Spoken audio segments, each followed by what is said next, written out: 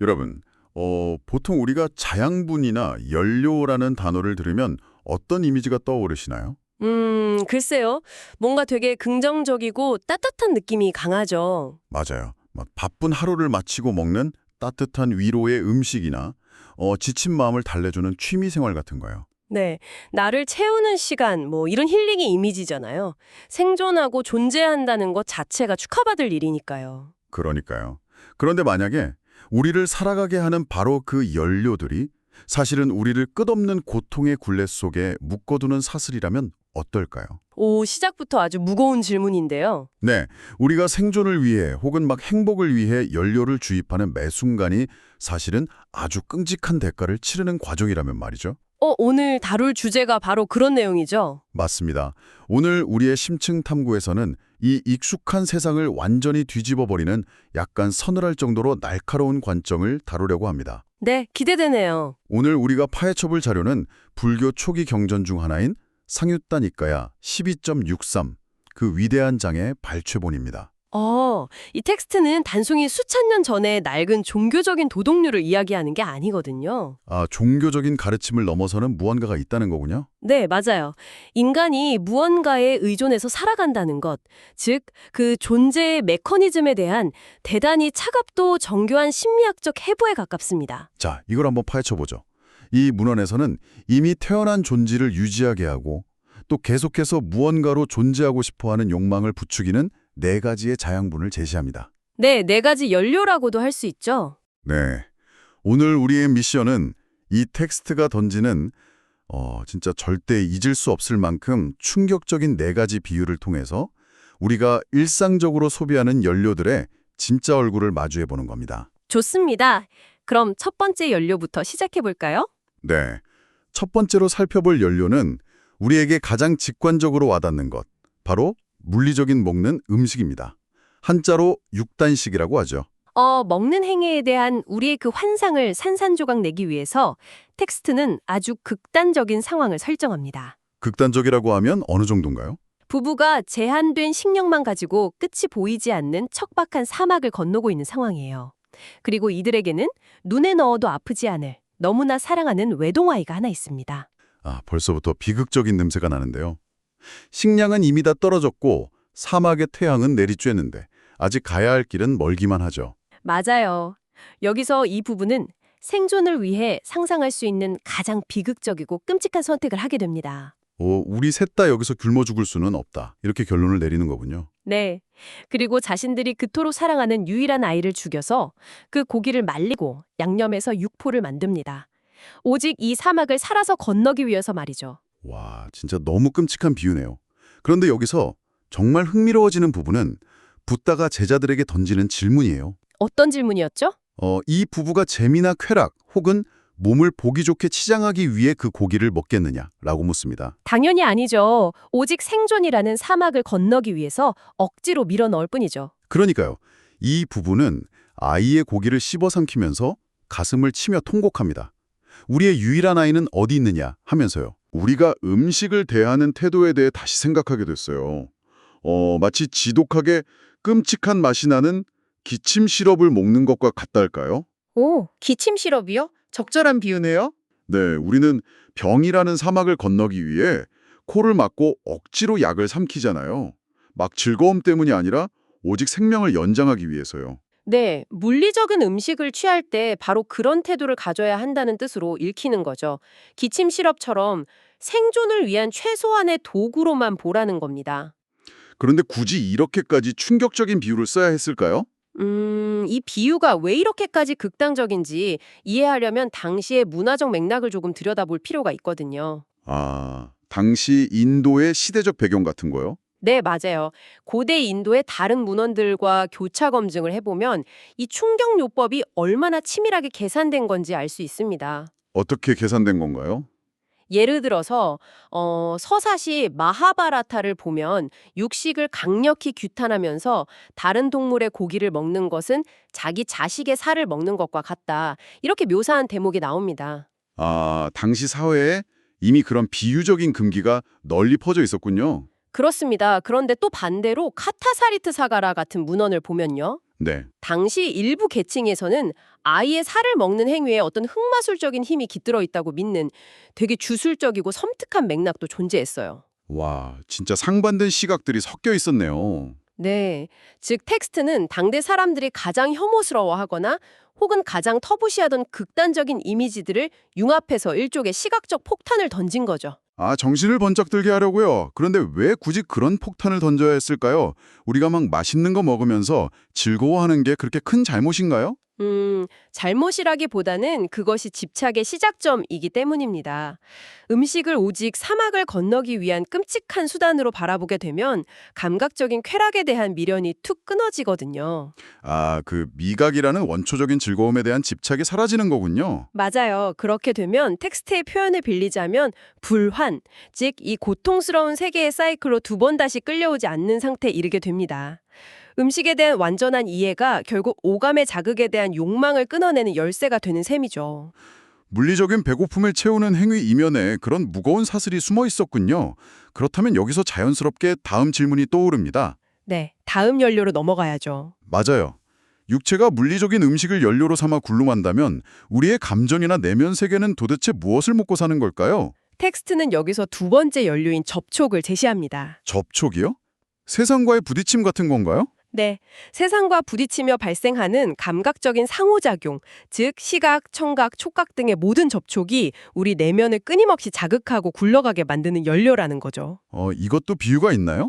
물론이죠. 이를 설명하기 위해 가죽이 벗겨진 소라는 또 다른 강력한 비유가 등장합니다. 아, 가죽이 벗겨진 소요. 이 비유도 정말 만만치 않더라고요. 청취자 여러분, 피부가 완전히 벗겨져서 붉은 맨살과 근육이 다 드러난 소를 한번 상상해 보십시오. 정말 끔찍한 상태죠. 네, 이 소가 무언가에 닿기만 해도 끔찍한 일이 벌어집니다. 벽에 기대면 벽에 숨어있던 벌레들이 상처를 물어뜯고 나무 아래로 피하면 나뭇잎에서 벌레들이 떨어져 내리죠. 네, 물속에 들어가면 물속의 기생충들이 달려들고요. 그냥 허허벌판에 가만히 서 있어도 허공의 날벌레들이 맨살에 달라붙어 피를 빱니다. 어디에 있든 무엇과 접촉하든 산채로 뜯어먹히는 고통을 겪는 거죠. 그런데 잠깐만요. 여기서 제가 청취자 여러분을 대신해서 반론을 좀 제기하고 싶습니다. 네, 어떤 반론이시죠? 우리는 보통 사람들과 만나고 세상을 경험하는 걸 즐거움이라고 생각하잖아요. 따뜻한 햇살을 느끼고 사랑하는 사람과 손을 잡고 아름다운 음악을 듣는 거예요. 네, 일상적인 교감들이죠. 이런 일상적이고 아름다운 교감들이 어떻게 가죽이 벗겨진 채 산채로 뜯어먹히는 고통과 같을 수가 있나요? 일상적인 삶의 접촉이 정말 그렇게 고통스러운 건가요? 너무 세상을 잿빛으로만 보는 것 아닙니까? 당연히 드실 수 있는 의문입니다. 하지만 피부라는 보호막의 본질을 생각해보면 이야기가 완전히 달라지거든요. 보호막의 본질이요? 네, 이것을 더 큰 그림과 연결해 본다면 샤타파타 브라마나에 등장하는 흥미로운 신화를 하나 소개해 드릴 수 있겠네요. 오, 고대 인도의 다른 신화인가요? 맞습니다. 원래 소는 털도 가죽도 없이 벌거벗은 맨살 상태였고 오히려 인간에게 두껍고 튼튼한 가죽이 있었다고 해요. 아, 원래는 인간이 소처럼 두꺼운 가죽을 가지고 있었다고요? 네. 그런데 신들이 인간의 가죽을 홀라당 벗겨서 소에게 입혀버렸다는 겁니다. 와, 그래서 소의 가죽이 그렇게 질기고 두꺼운 거군요. 그렇죠. 그래서 인간은 지금도 풀잎페버 살짝 스쳐도 베이고 피가 많은 되게 연약한 존재가 된 반면 소는 억센 비바람과 뜨거운 태양을 묵묵히 견딜 수 있게 되었다는 기원설화죠. 이 신화적 맥락을 텍스트에 비유해 어떻게 연결할 수 있을까요? 접촉이라는 것에 진짜 메커니즘을 보여주는 겁니다. 우리는 세상과 접촉할 때 나를 보호할 수 있는 피부가 있다고 착각하지만 사실 우리의 마음은 가죽이 벗겨진 소처럼 완벽하게 무방비 상태라는 걸 의미하죠. 무방비 상태라는 건 구체적으로 어떤 뜻인가요? 우리가 통제를 못한다는 건가요? 맞아요. 세상의 자극이 내게 닿는 순간 나는 통제력을 잃고 강제로 어떤 느낌을 경험해야만 한다는 뜻입니다. 텍스트는 접촉이 세 가지 느낌을 강제로 촉발한다고 설명하거든요. 그 세 가지 느낌이 뭔가요? 즐거움, 괴로움, 그리고 즐겁지도 괴롭지도 않은 무덤덤함입니다. 아, 즐거움도 포함이 되네요? 네, 따뜻한 햇살을 느끼면 기분이 좋지만 그 햇살이 사라지면 아쉬움이라는 고통이 즉각 따라오죠. 결국 우리가 아름답다고 믿는 감각적 교감조차도 외부 환경이 내 맨살을 찌르는 대로 이리저리 반응하며 휘둘려야만 하는 수동적이고 취약한 상태에 불과하다는 통찰입니다. 그러니까 접촉을 이해하면 이 세 가지 느낌을 이해하게 되고 결국 그 파동에 끌려다니지 않게 된다는 거군요. 와, 듣고 보니 정말 뼈아픈 지적이네요. 네, 접촉이라는 연료가 어떻게 우리를 조종하는지 보여주는 대목이죠. 내가 주도적으로 세상을 경험하는 게 아니라 사실은 방어막 없이 세상의 자극에 노출되어서 감정의 롤러코스터를 강제로 타고 있었다는 거네요. 바로 그겁니다. 그렇다면 외부의 자극인 접촉 다음에는 무엇이 올까요? 세상이 나를 찔렀으니 이제 내 안에서도 무언가 반응이 일어나겠죠? 네, 외부와의 접촉을 넘어 이제 우리 내면에서 솟아나는 의도와 욕망으로 더 깊이 들어갈 차례입니다. 세 번째 연료인 마음의 의도네요. 이 연료를 설명하기 위해 등장하는 비유는 또 뭔가요? 바로 숯불 구덩이의 비유입니다. 사람의 키보다 훨씬 깊고 연기나 불꽃조차 없이 시뻘겋게 타오르고만 있는 거대한 숯불 구덩이죠. 연기나 불꽃조차 없다는 묘사가 묘하게 더 공포스럽게 다가오네요. 겉보기에 화려하지 않아도 그 열기는 모든 걸 집어삼킬 만큼 압도적이니까요. 네. 이 구덩이는 경전에서 자주 등장하며 지옥의 고통을 상징하기도 하거든요. 아, 지옥이요? 당시 구워진 격돌이 흔하지 않아서 금속이나 도자기를 굽는 가마로 쓰였을 거라는 시대적 배경도 있죠. 아무튼 그런데 어떤 사람이 있습니다. 이 사람은 살고 싶고 죽고 싶지 않으며 고통을 피해서 편안해지고 싶어하는 지극히 평범한 사람이에요. 네, 우리 모두가 그렇잖아요. 그런데 두 명의 건장한 남자가 갑자기 나타나 이 사람의 양팔을 꽉 붙잡고 그 시뻘건 숯불 구덩이 쪽으로 질질 끌고 갑니다. 어휴, 상상만 해도 너무 끔찍한데요. 구덩이에 가까워질수록 열기는 엄청 뜨거워지겠네요. 네. 이때 끌려가는 사람의 머릿속에는 오직 단 하나의 의도와 갈망만이 가득 찹니다. 무조건 도망쳐야 한다는 거겠죠. 저기에 들어주면 진짜 끝장이니까요. 죽음이나 치명적인 고통을 피하기 위해서 발버둥을 칠 거고요. 바로 그겁니다. 그런데 여기서 아주 기막힌 반전이 하나 있어요. 반전이요? 나를 그 불지옥으로 끌고 가는 두 명의 건장한 남자가 외부의 어떤 적이나 악마가 아니라는 사실입니다. 나를 숯불로 끌고 들어가는 그 힘의 정체는 다름 아닌 무언가를 원하고 바라는 나의 의도 그 자체입니다. 네. 잠깐만요. 고통을 피해서 도망치고 싶어하는 나의 그 의도 자체가 나를 불 속으로 끌고 가는 힘이라고요? 네, 맞습니다. 정신적 의도를 이해하는 것이 곧 세 가지 가래를 이해하는 것이라고 텍스트는 덧붙이거든요. 그래서 이게 도대체 무슨 의미일까요? 제가 이해한 게 맞는지 모르겠지만 청취자 여러분의 일상에 빗대어 한번 설명을 해볼게요. 네, 한번 해보시죠. 저는 이 대목에서 막 스스로를 망가뜨리는 파괴적인 습관, 이나 나쁜 관계에서 벗어나려 발버둥치는 현대인들의 모습이 떠올랐어요. 우리의 마음속 의도나 갈망 자체가 우리를 불지옥으로 끌고 가는 두 명의 건장한 남자라는 거잖아요. 아주 좋은 접근입니다. 멈추고 싶어도 계속하게 되는 습관들 있죠. 머리로는 여기서 벗어나야 해 라고 생각하지만 불안함을 피하고 작은 위안을 얻으려는 그 갈망 때문에 오히려 나쁜 관계 속으로 다시 전화를 걸거나 밤새워 스마트폰 스크롤을 내리고 마는 그런 모습이요. 네, 정확히 꿰뚫어 보셨습니다. 우리는 흔히 나의 의지나 의도가 나를 더 나은 곳으로 이끌어주는 나침반이라고 믿잖아요. 보통은 그렇게 생각하죠. 의지를 가져라 이렇게 말하기도 하고요. 하지만 텍스트는 무언가를 가지려 하거나 무언가를 피하려고 발버둥치는 그 치열한 가래 자체가 이미 마찰열을 발생시키며 우리를 불태우고 있다고 말하는 겁니다. 아, 내가 살고자 하는 의도, 고통을 피하고자 하는 의도가 아이러니하게도 존재의 마찰을 일으켜서 나를 끝없는 고통의 용광로로 던져넣는다는 거군요. 네, 이것이 마음의 의도를 왜 연료로 바라보아야 하는지에 대한 핵심적인 이유죠. 와, 내가 발버둥 칠수록 오히려 늪으로 빠져드는 것 같네요. 자, 신체적 생존을 위한 음식, 외부 세계와의 무방비한 접촉, 그리고 내면에서 들끓는 의도까지 앗습니다. 이제 대망의 마지막 연료가 남았네요. 맞습니다. 가장 근본적이고 피하기 어려운 마지막 연료인 의식 자체에 대한 문의로 절정을 맺을 시간입니다. 존재한다는 것 그 자체의 무거움을 다루는 부분인데 비유가 정말 잔혹하더라고요. 네, 왕 앞에 끌려온 범죄자의 비유죠. 왕은 이 범죄자에게 무시무시한 형벌을 내립니다. 신하들에게 아침에 이 자를 100개의 창으로 찔러라 라고 명령을 하죠. 와, 100개요. 하나만 찔려도 죽을 텐데요. 그런데 정오가 되어서 왕이 묻습니다. 그 자는 죽었느냐? 신하들이 전하 아직 살아있습니다. 라고 대답하죠. 그럼 어떻게 되나요? 그러자 왕은 다시 명령합니다. 그렇다면 정오에 다시 100개의 창으로 찔러라. 그리고 늦은 오후가 되어서도 남자가 죽지 않고 살아있자 해질녘에 또다시 100개의 창을 찌르라고 명령합니다. 세상에 하루에 무려 300개의 날카로운 창에 찔리고도 죽지 못한 채 온몸으로 그 고통을 감각하고 있는 상황이네요. 네, 상상조차 하기 힘든 고통이죠. 진짜로요? 우리는 손톱 밑에 작은 가시 하나만 박혀도 하루 종일 신경 쓰이고 고통스럽잖아요. 그런데 창 300개가 온몸을 관통한 채로 살아있다는 건 진짜 지옥입니다. 맞습니다. 그런데 여기서 우리는 아주 근본적인 질문과 마주하게 되거든요. 여러분, 우리는 보통 의식이 있다는 걸 인간을 특별하게 만드는 축복이라고 생각하지 않나요?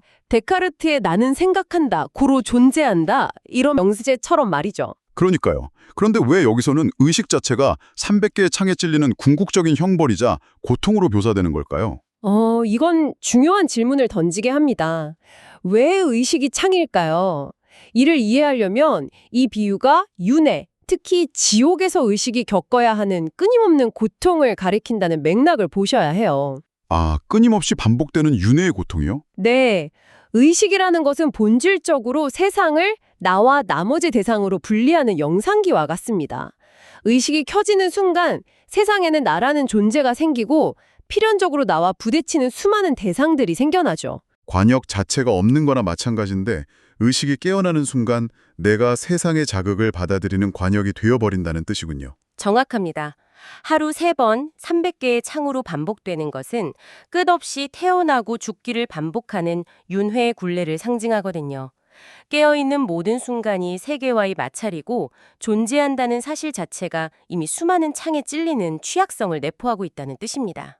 결국 의식이라는 연료를 온전히 이해하면 명색을 이해하게 되는 거네요. 네, 그렇게 되면 고귀한 제자는 궁극적으로 이 무한히 영사기를 돌리며 스스로를 관역으로 만드는 짓을 멈추게 됩니다.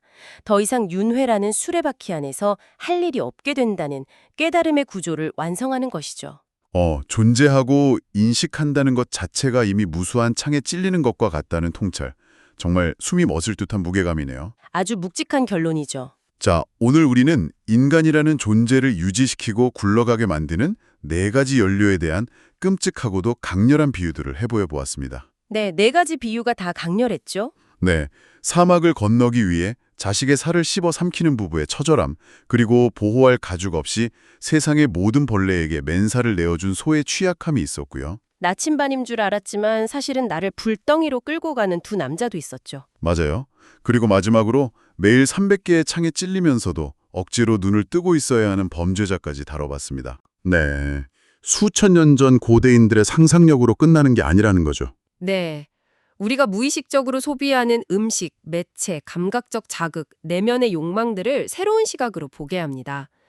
우리가 습관적으로 탐닉하는 자극이나 더 높은 곳으로 올라가고 싶어 속을 태우는 의도들이 나를 살게 하는 양양분임 동시에 나를 오가매는 고통에 족쇄하는 하는 사실을 인지하는 것이 중요합니다. 맞습니다. 오늘 우리의 심층 탐구를 통해 여러분이 매일 주입하고 있는 그 무수한 연료들을 완전히 새로운 시각으로 보게 되셨기를 바랍니다. 자, 이제 오늘 시간을 마무리하면서 여러분께 마지막으로 도발적인 질문을 하나 던지고 싶습니다. 어떤 질문이죠? 오프닝에서 우리는 삶을 맹렬하게 타오르는 불꽃이 비유했습니다. 그리고 오늘 이야기에서 우리는 존재를 유지하기 위해 계속해서 고통스러운 연료를 공급해야 한다는 것을 알았죠. 네, 끊임없이 연료를 넣어야 불꽃이 유지되니까요. 그렇다면 여러분, 우리 삶을 불타오르게 하는 이 모든 자양분의 공급을 완전히 끊어버린다면 과연 그 불꽃이 꺼진 자리에는 무엇이 남게 될까요? 그 남겨진 절대적인 고요함은 어떤 모습일까요? 정말 깊이 생각해 볼 만한 주제네요. 네, 이 질문을 여러분 각자의 마음에 남겨두며 오늘 심층 탐구를 마치겠습니다. 끝까지 함께해 주셔서 감사합니다.